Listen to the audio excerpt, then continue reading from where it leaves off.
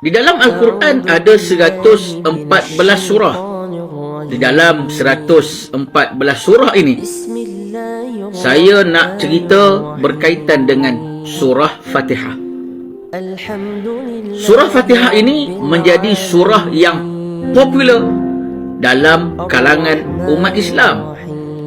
Kita akan ulang sebanyak 17 kali surah Al-Fatihah ini di dalam solat fardu kita 5 kali satu hari.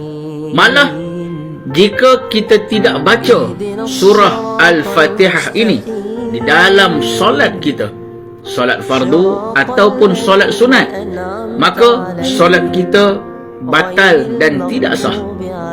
Besar peranan surah Al-Fatihah ini. Moga-moga perkongsian ini ada manfaat, dapat